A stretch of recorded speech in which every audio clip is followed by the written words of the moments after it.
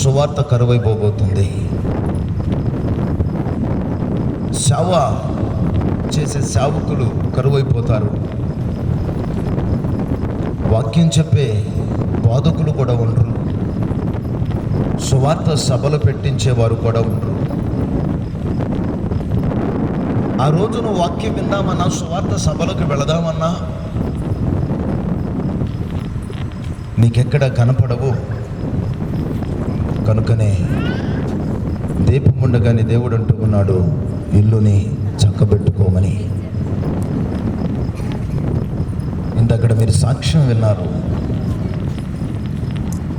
ఉద్యోగం ఉంది, రైల్వేలో మంచి ఆఫీసులు, కారు ఉంది, బంగ్లా ఉంది, ధనం ఉంది, బంగారం ఉంది, ఐశ్వర్యం ఉంది, అన్నీ ఉన్నాయి. కానీ జీవితంలో నెమ్మది లేదు.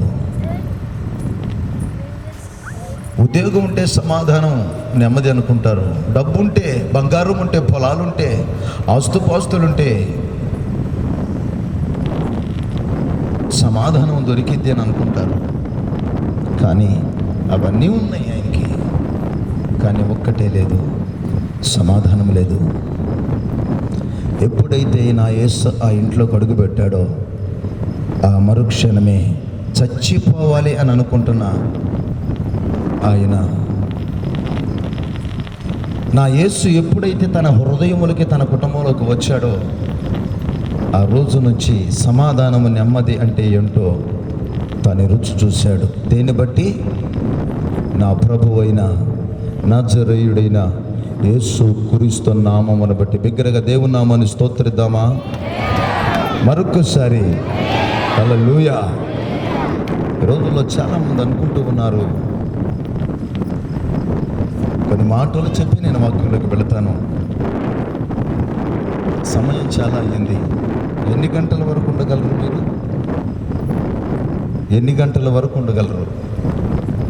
నేను చాలా ముందు సమయం తీసుకోవాలనుకున్నాను, కానీ గ్రామంలో ఉన్నవాళ్ళు మరి అయ్యా మేము పాడతాం ఒక పాట అవ్వగానే మళ్ళా మీ సర్పంచ్ గారు అయ్యా మళ్ళీ వాళ్ళు ఏమన్నా అనుకుంటారేమో, వాళ్ళకి సమయం ఉండేది. మరొక పేరు తీసుకొస్తా ఉన్నారు. కానీ నేను కాలం వచ్చినప్పుడు ఈ స్థలంలో పరిచర్య చేసే యవనస్తులు కనపడలేదండి. కానీ ఈరోజు స్టేజీ మీద కనపడడానికి మాత్రం చాలామంది యవనస్తులు చూస్తూ ఉన్నారు. దయచేసి ఏమనుకోవద్దు. ఆ ఆరాటం, ఆ పోరాటం, ఆ తృష్ణ, తపన అన్ని విషయాల్లోనూ కనపరచాలి. దేవునికి స్తోత్రం చెప్పండి. హల్లెలూయా. నేను ఈరోజు ఏలూరు ప్రాంతానికి వెళ్ళాను. ఏలూరు దగ్గర 3 సంవత్సరాల క్రితం ఆ ఏలూరులో ఒక పాస్టర్ గారి కుటుంబంలో ఉపవాస ప్రార్థనలు పెట్టాము 2 రోజులు. ఒక పాస్టర్ గారి కుటుంబంలో ఆయన మంచి పేరుగాంచిన ఆయనే. గుంటూరు శాంతవర్ధన గారని టీవీలో వచ్చేవాడు. ఆయన చనిపోయాడు. ఆయన దగ్గర నేను 2 సంవత్సరాలు ఉన్నాను. ఆయన దగ్గర ఉన్నప్పుడు అక్కడ బైబిల్ కాలేజీలో వాక్యం అంటే టీచింగ్ చేసేవాడు థామస్ గారని. ఆయన ఏలూరులో ఉంటూ ఉన్నాడు, తన భార్య బిడ్డలు.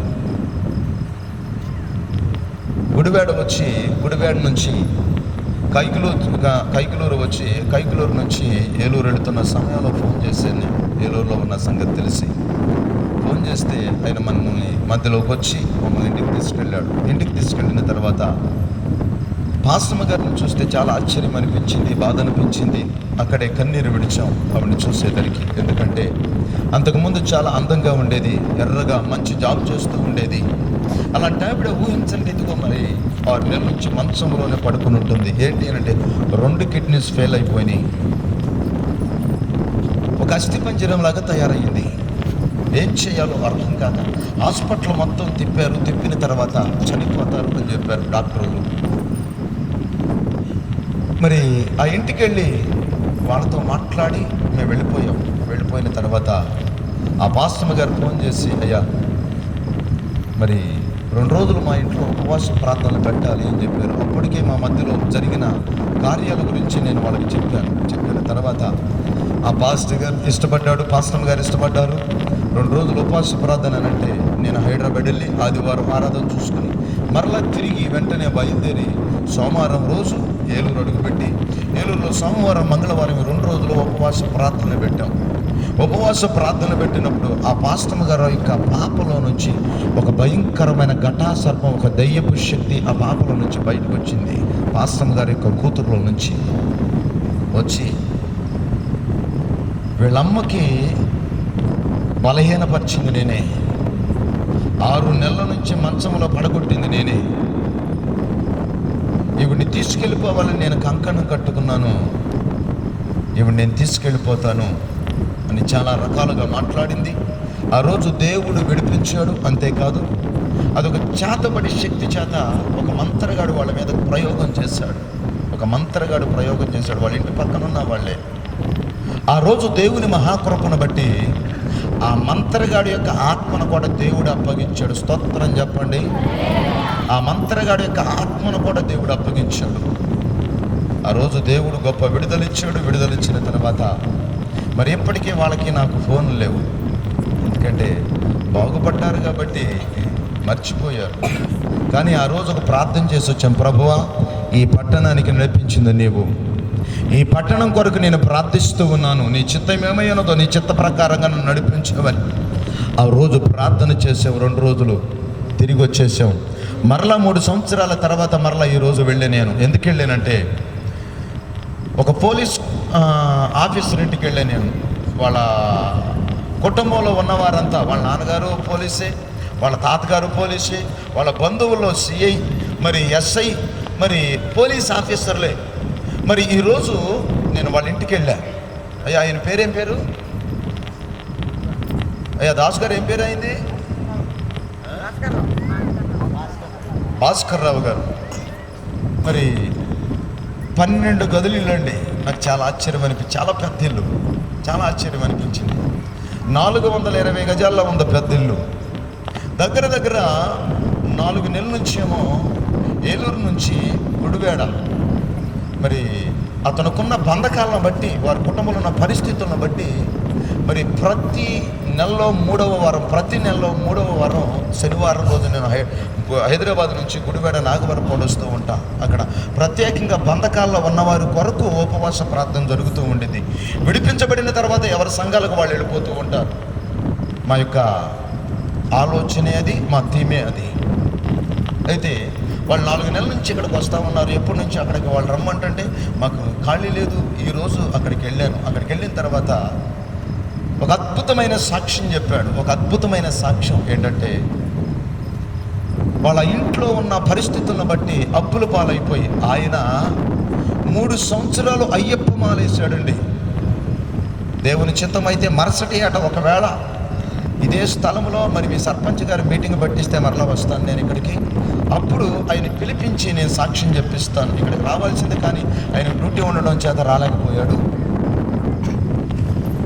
3 సంవత్సరాలు అయ్యప్పమాలు వేసాడు. భయంకరమైన నోములు, భయంకరమైన విగ్రహాధన చేస్తూ ఉన్నాడు. అప్పుల పాలైపోయాడు. తన భార్యను బట్టి దేవుని నమ్మాడు. LIF సంఘానికి వెళుతూ ఉన్నాడు. కానీ పరిస్థితులు ఏం మారలేదు. ఏంటి అంటే, అప్పులోళ్ళు వచ్చి ఇంటికి తాళం వేశారు.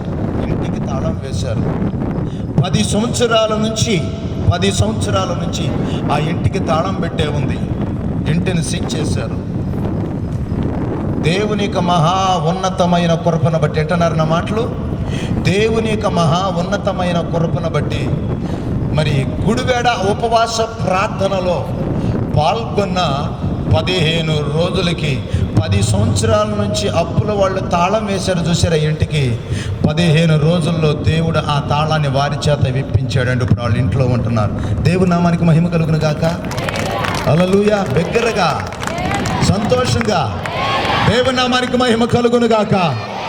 హల్లెలూయా. మరి ఇలాంటి సాక్ష్యాలతో మరి నేను మీ ముందుకు వచ్చాను. ఎందుకంటే ఇక్కడ ఏదో సంఘం కట్టడానికి కాదు. ఎప్పటివరకు అబ్బాయి నడిపించాడు దాసు. మరి సర్పంచ్ వాళ్ళ యొక్క అంటే సైమన్ రాజు గారు ఉన్నారు కదా, వాళ్ళ యొక్క బావగారు అన్నమాట. వాళ్ళ చెల్లెల్లో ఒక ఆవిడని చేసుకున్నాడు. ఇప్పుడు హైదరాబాదులో భయంకరమైన చేతబడి శక్తుల చేత పీడింపబడుతూ ఉన్నప్పుడు మరి ఇప్పుడు పాస్టర్గా ఇక్కడ నడిపించాడు కదా, ఆ వ్యక్తులకు దగ్గర 4-5 శక్తులు బయటకు వచ్చినాయి. 4-5 శక్తులు బయటకు వస్తే 10 మంది పట్టుకొని ఆగేవాడు కాదు, మొత్తం అందరిని ఈదురు బాధలు పెట్టేవాడు. ఆ రకంగా వచ్చాయి. కానీ దేవుడు గొప్ప విడుదల ఇచ్చాడు. దేవునికి స్తోత్రం చెప్పండి. వాళ్ళు కూడా ప్రవీణ్ కుమార్ గారి దగ్గరికి వెళ్ళారు, సతీష్ కుమార్ గారి దగ్గరికి వెళ్ళారు, చాలా చోట్లకి తిరిగారు.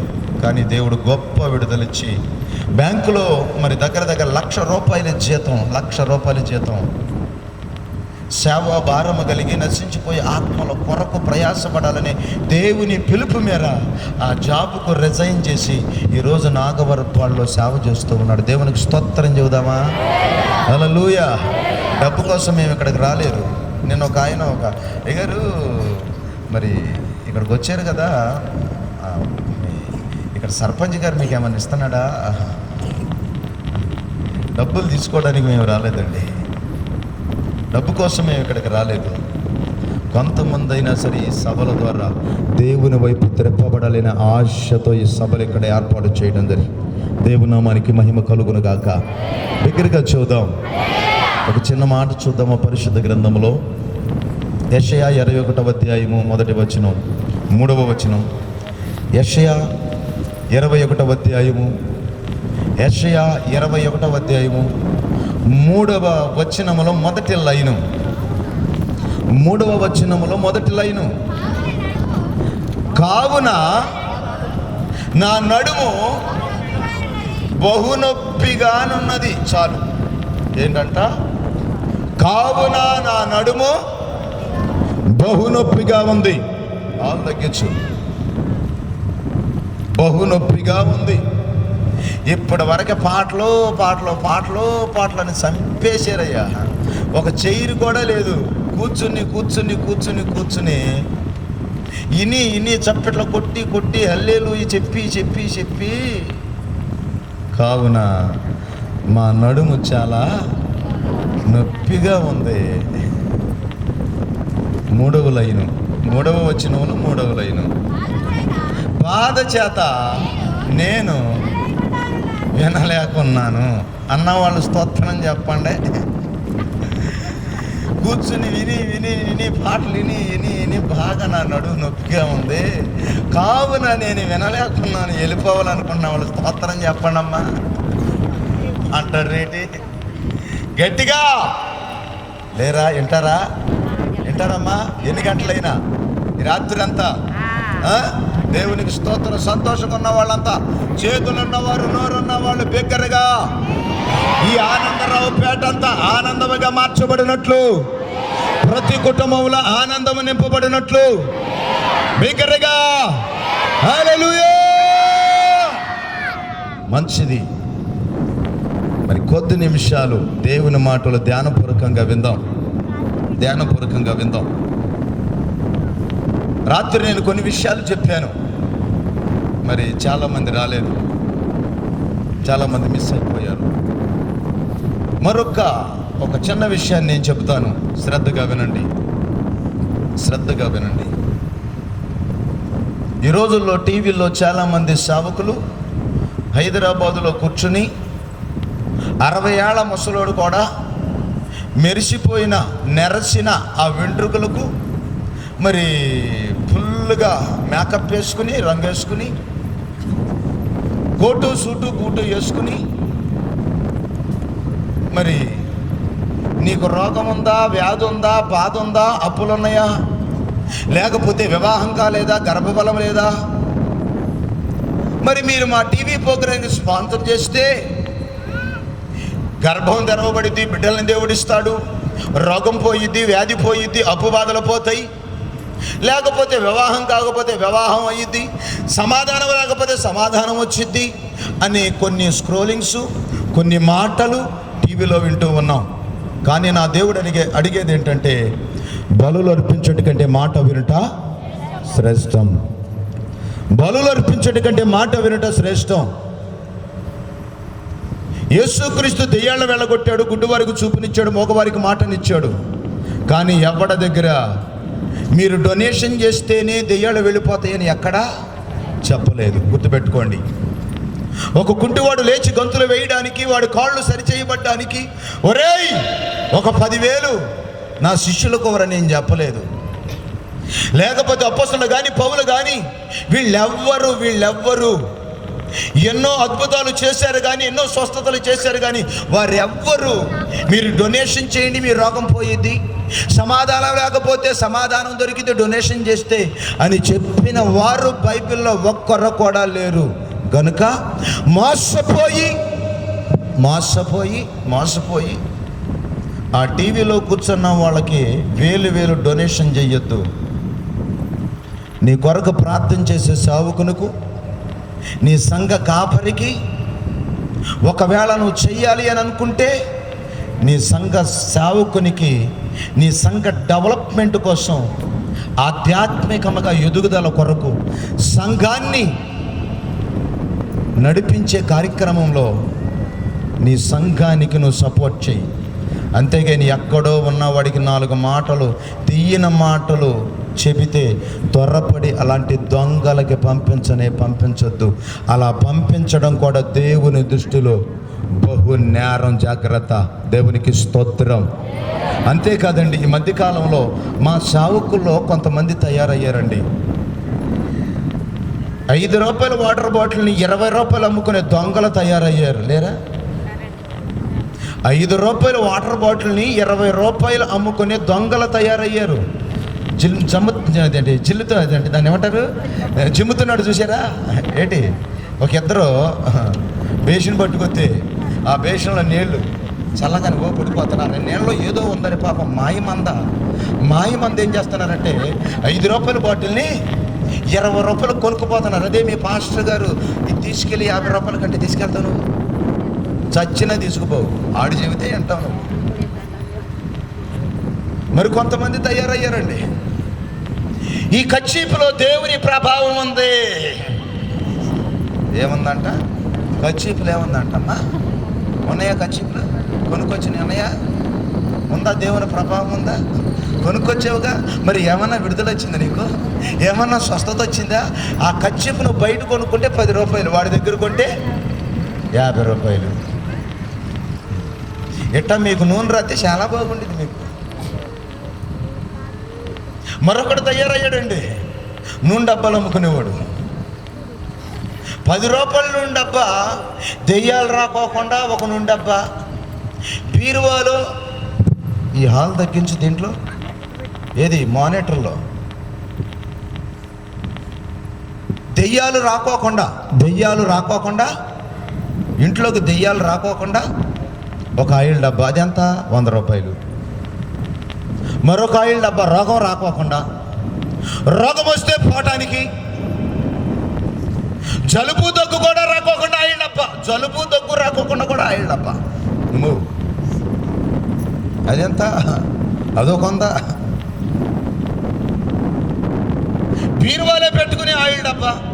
ఆయిల్ డబ్బాలకి నేను వ్యతిరేకనేం కాదండి. ఆ రోజుల్లో చాలామంది శిష్యులు సేవకులు నూనె రాసి ప్రార్థించినప్పుడు ఎంతోమంది అభిషేకించబడ్డారు, స్వస్థపరచబడ్డారు. కానీ ఈ రోజుల్లో వ్యాపారం చేసుకునే దొంగలు తయారయ్యారు. వారి మోసములు పడి మోసపోయేవారు చాలామంది ఉన్నారు. అట్టి వారి కళ్ళు తెరిపించడానికి నేను ఈ మాటలు చెబుతూ ఉన్నా. దేవునికి స్తోత్రం చెప్పండి బిగ్గరగా. హల్లెలూయా. ఇలాంటి మోసగాళ్ళలో పడి మోసపోవద్దు. ఆ ఆయిల్ డబ్బాల్లో ఏమీ లేవు. మీ అయ్యగారు ప్రార్థన చేస్తే చాలు, దాంట్లో దేవుని ప్రభావం వచ్చింది. స్తోత్రం చెప్పండి నమ్మిన వాళ్ళు. చూశారండి? చూశారా? వీళ్ళ నమ్మకం అంతా దూరపు కొండ నిలిపే, అక్కడే ఏమీ లేదు. అంతా మాయే నమ్ముతారు, అసత్యాన్ని నమ్ముతారు, అబద్ధాన్ని నమ్ముతారు, మోసమునే నమ్ముతారు. సత్యవాక్యాన్ని ఈ రోజుల్లో నమ్మేవాళ్ళు పెట్ట కథలు, సొల్లు కథలు, ఏమండి పనికిమాల కథలు చెప్పేవాడంటే మామూలుగా చెవుకోసుకారు. అసలు సినిమాలో కనుక బ్రహ్మానందం పాయాగాడు ఉంటాడు చూసారో, సునీల్ గాడు, ఆడు నవ్వితే చాలు అబ్బో మామూలుగా నవ్వరు.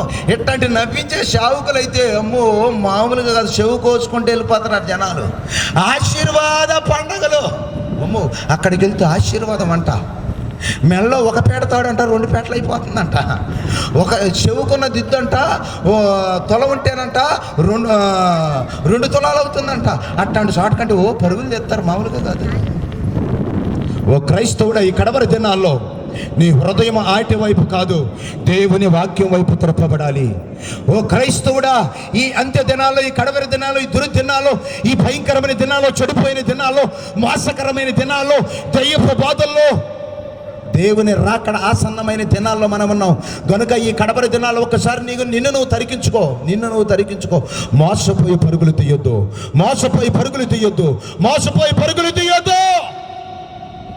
దేవుని నామానికి మహిమ కలుగును గాక. మంచిది. ఒక మాట నేను జ్ఞాపకం చేస్తాను పరిశుద్ధ గ్రంథము నుంచి. యెహోషువ 3వ అధ్యాయము 15వ వచనం. యెహోషువ 3వ అధ్యాయము 15వ వచనం. అప్పుడు ఆ మందస్సమును మోయేవారు యోర్దానులో దిగిన తరువాత మందస్సమును మోసే యాజకుల యొక్క కాళ్ళు నీటి అంచున మునగగానే పైనుండి పారే నీళ్లు బహుదూరమున సారేతానునొద్దనున్న ఆదాము అనే పురము దగ్గర ఏకరాశిగా నిలిచెను. దేవునికి స్తోత్రం చెబుదాం. అమ్మా జాగ్రత్తగా వినండి, ధ్యానపూర్వకంగా వినండి. ఎక్కువసేపు నేను మిమ్మల్ని ఏమి తినేయను, కానీ కొద్ది నిమిషాలు ధ్యానపూర్వకంగా వినవలసిందిగా మనవి చేస్తూ ఉన్నాను. మరి దేవుని మందసం గురించి ఈ రాత్రి నేను మీతో మాట్లాడాలని ఆశపడుతూ ఉన్నా. దేవుని మందసం, ఈ మందసాన్ని దేవుడు చేయమని చెప్పాడు. ఈ మందసంలో ఏమున్నాయి అని అంటే, ఆ మందసాన్ని ఓపెన్ చేస్తే ఆ మందసములో అహరోను చేతి కర్ర చిగురించబడిన బాదము కర్ర ఆ మందసములో ఉంది. మరొకటి ఏంటంటే మోషేకి దేవుడిచ్చిన 10 ఆజ్ఞల యొక్క పలకలు దాంట్లో ఉన్నవి. మరొకటి ఏంటంటే ఇశ్రాయేలు ప్రజలు అరణ్యములో దేవదూతలు తిన్న మన్నాను, అలాంటి మన్నా ఒక పాత్రలో పెట్టి ఆ మందస్సములో ఉంచబడి, ఈ మందస్సము ఎక్కడుంది అని అంటే ఆభరణము, పరిశుద్ధ స్థలము, అతి పరిశుద్ధ స్థలము. ఈ అతి పరిశుద్ధ స్థలములో దేవుని మందస్సం ఉంచబడింది. ఈ మందస్సములో దేవుని ఆజ్ఞల పలకలు, మన్నా కలిగిన పాత్ర, అహరోను చేతి కర్ర అయిన బాదము కర్ర, ఈ 3 దాంట్లో ఉంచబడి. వీటన్నిటి గురించి వివరించడానికి నాకు సమయం లేదు, కానీ కొన్ని విషయాలు మాత్రమే చెప్పాలని నేను ఆశపడుతూ ఉన్నా. ఈ మందస్సము నా ప్రభువైన యేసుక్రీస్తుకి సాదృశ్యం. ఎవరికి సాదృశ్యం చెప్పండి, అందరు నోరు తెరిచి. ఎవరికి? అమ్మా నోరు తెరిచి చెప్పండి తల్లులారా.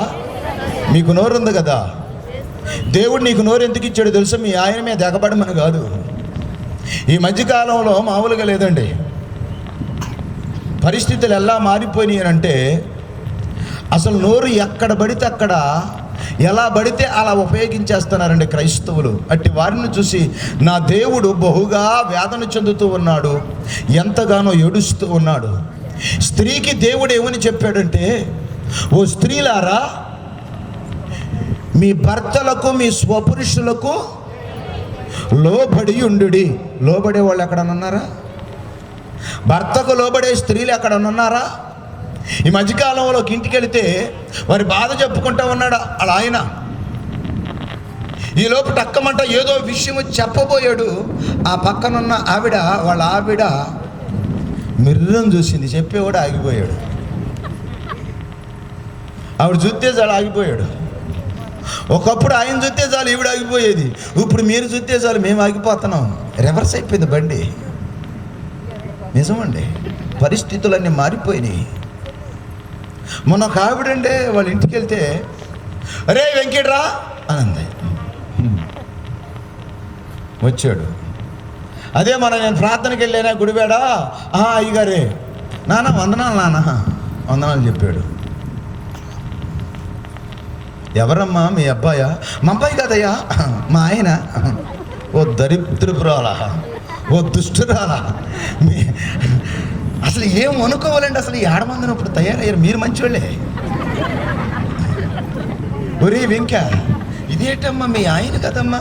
ఆ రోజు శారానేమో అబ్రాహ్మను పట్టుకుని నా యజమానుడా అని పిలిచిందే, మరి నువ్వేటి? ఒరే వెంకీ అన్న, కాదు మా ఆయన నేను చాలా ఫ్రెండ్స్మి. ఏంటంట ఫ్రెండ్సా? భార్య భర్తలా ఫ్రెండ్సా? అందుకే కొట్టుకు చేస్తున్నారు, మామూలుగా కాదు. ఈ రోజుల్లో పురుషులకు లోబడే వాళ్ళు లేరు, ఉన్నారా? సంఘములో సేవకులకు లోబడేవారు లేరు. అందుకే కుటుంబాల్లో ఏడుపు, పేరు మాత్రం ఆనందం, జీవితం అంతా ఏడిపే. ఎందుకు అనుకున్నారు?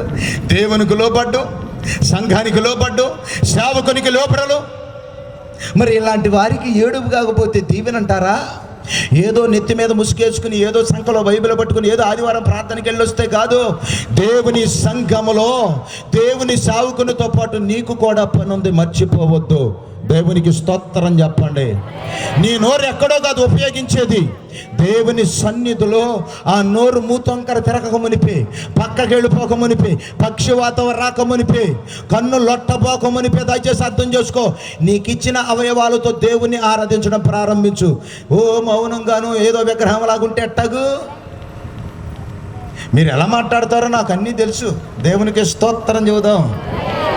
గమనించండి, కాస్త నేను మాట్లాడేదానికి మీరు కూడా కాస్త సమాధానం చెబితే అప్పుడు ఏదన్నా బండి వెళ్ళిద్ది, లేదనుకో పరిస్థితి అని తారుమారైపోతాయి. మరి దేవుని యొక్క మందస్సము గురించి ఒకసారి ఆలోచిస్తే, మందస్సానికి సాదృశ్యంగా నా ప్రభువైన యేసుక్రీస్తు, నా ప్రభువైన యేసుక్రీస్తు. అహరోను చిగురించిన ఆ కర్ర ఎండిపోయినది కాస్త చిగురించబడింది. అది నా ప్రభువైన యేసుక్రీస్తులోనే నెరవేర్చబడింది. ఆజ్ఞల ఆ పలకలు దేవుని వాక్కు, అది నా దేవునికే సాదృశ్యంగా కనబడుతూ ఉంది. అంతేకాదు, ఆ పాత్రలో ఉన్న మన్నా నా ప్రభువైన యేసుక్రీస్తే కనుక ఆ మందస్సము నా ప్రభువైన యేసుక్రీస్తుకి సాదృశ్యంగా కనబడుతూ ఉంది. ఈ మందస్సం గురించి ధ్యానపూర్వకంగా వినవలసిందిగా మనవి చేస్తూ ఉన్నాను. ఆ రోజు ఇశ్రాయేలు ప్రజలు ఐగుప్తు దేశాన్ని విడిచి కనాను దేశానికి వెళుతూ ఉన్నప్పుడు దేవుడు మోషేతో మాట్లాడాడు. అబ్బాయి, మీరు యుద్ధానికి వెళ్ళేటప్పుడు మందస్సాన్ని తీసుకుని వెళ్ళాలి. ఆ మందస్సము యుద్ధములో ముందు ఉంచాలి. అంతేకాదు, శత్రువుల మీదకి వెళ్ళేటప్పుడు దేవుని మందస్సాన్ని మీరు తీసుకుని వెళ్ళాలి. ఎరుకో గోడకి సమీపించక మునిపే, ఎరుకో ప్రాంతానికి వెళ్ళక మునిపే వారికి ఒక యోర్దాను నది ఎదురయ్యింది ఇశ్రాయేలు ప్రజలకు. ఈ యోర్దాను నది ఎదురైనప్పుడు దేవుడు వారితో మాట్లాడాడు. ఏమనంటే, అబ్బాయి, ఈ మందస్సాన్ని యాజకులు మొయ్యాలి. ఈ యాజకుల మందస్సాన్ని మోస్తూ ఉన్నప్పుడు ఈ యాజకుల అర్రకాళ్ళు, మందస్సాన్ని మోసే యాజకుల యొక్క అర్రకాళ్ళు యోర్దాను నదిని తాకగానే 2 పాయలుగా చీలిపోయింది. కనుక యోర్దాను నది దగ్గరికి వెళ్ళేటప్పుడు మొదట ఈ యాజకులు మందస్సాన్ని మోసుకొని వెళ్ళాలి, వెనకాల ప్రజలందరూ ఉండాలి. ఈ యాజకులు మోస్తూ ఉన్న ఈ మందస్సము ఎవరైతే, ఏ యాజకులైతే మోస్తూ ఉన్నారో వారు మొదట ఉండాలి. వారు వెళుతూ ఆ యోర్దాను నదిని తాకగానే అది 2 పాయలుగా చీలిద్దయ్యా అని దేవుడు మోషేతో చెప్పాడు, యెహోషువతో చెప్పాడు. వారు చెప్పినట్లుగా ప్రియమైన దేవుని పిల్లారని యెహోషువ మాట విన్న యాజకులు మందస్సాన్ని మోస్తూ యోర్దాను నది దగ్గరికి వెళ్ళగానే మందస్సాన్ని మోస్తూ ఉన్న యాజకుల అర్రకాళ్ళు యోర్దాను నదిని ఎప్పుడైతే తాకిందో యోర్దాను నది 2 పాయలుగా చేల్చబడిపోయింది. ఒకసారి చప్పట్లు కొడదామా? శక్తి కొలది. దేవునికి స్తోత్రం, హల్లెలూయా. దయచేసి అర్థం చేసుకోండి ప్రియమని దేవుని పిల్లారని. యాజకుల యొక్క అరకాళ్ళు ఎప్పుడైతే ఆ యోర్దాను నదిని తాకినాయో, యోర్దాను నది 2 పాయలుగా చీల్చబడిపోయింది. ఈ రాత్రి మాట నేను ఎందుకు మీకు జ్ఞాపకం చేశాను అనంటే, ప్రతి యాజకునిలో దేవుని యొక్క బలమైన అగ్ని మందసము ప్రతిష్ఠించబడింది. స్తోత్రం చెప్పండి. ప్రతి సేవకునిలో, ప్రతి పాస్టర్లో ఎవరైతే దేవుని కొరకు సంఘం అంటే భారము కలిగి సేవ చేస్తూ ఉన్నారో, అలాంటి సేవకుల్లో అగ్ని కలిగిన దేవుని మందసము ప్రతిష్ఠించబడింది.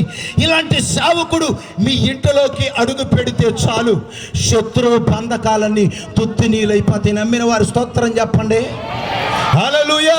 ఆ రోజు యాజకుల అరకాళ్ళు, ఈ మందసాన్ని మోస్తూ ఉన్న యాజకుల అరకాళ్ళు యోర్దాను నదిని ఎప్పుడైతే తాకినాయో, తాకబడగానే సముద్రం చీలిపోయింది. కొంతమంది కుటుంబాలు ఉంటాయండి, కొంతమంది కుటుంబాలు ఉంటాయి, ప్రార్థనకి వెళతారు కానీ అమ్మో అయ్యగారు వస్తే కానుక పెట్టాల్సి వచ్చిద్దేమో, అయ్యగారు వస్తే కానుక పెట్టాల్సి వచ్చిద్దేమో. నీ కాను కోసం కాదు అయ్యగారు వచ్చేది, నీ ఇంటిలో అడుగు పెడితే చాలు, నెమ్మది లేని నీ కుటుంబానికి నెమ్మది నా దేవుడు ఇవ్వబోతున్నాడు. నీ ఇంటిలో సేవకుడు అడుగు పెడితే చాలు. ఎన్నిసార్లు నా సేవకుడు నా ఇంట్లో అడుగు పెడితే మంచిది అని ఎవరైతే విశ్వాసంతో సేవకుడిని ఇంటికి పిలుస్తారో, నిజంగా చెబుతున్నానండి, సేవకుని మీద బలమైన అభిషేకం ఉండింది. ఆ అభిషేకముతో కూడిన మందస్సముతో నింపబడిన సేవకుని ఇంట్లో అడుగు పెడితే చాలండి, శత్రువు కోట గోడలు కూల్చివేయబడతాయి, సముద్రాంటి శ్రమల అడ్డు గోడలు కూల్చివేయబడతాయి. ఇలాంటి మందస్సము నీ కుటుంబంలో ప్రతిష్ఠించబడాలి. స్తోత్రం చెప్పండి అందరూ. హల్లెలూయా. ఆ రోజు యాజకుల యొక్క అరకాళ్ళు సముద్రాన్ని తాకగానే 2 పాయలుగా చీల్చబడిపోయింది. ఈరోజు నీ కుటుంబంలో ఇలాంటి సముద్రాలు లాంటి శ్రమలు ఉన్నాయేమో, ఇలాంటి సముద్రము లాంటి అలల చేత కొట్టబడుతూ నలిగిపోతూ కృంగిపోతూ ఉన్నావేమో.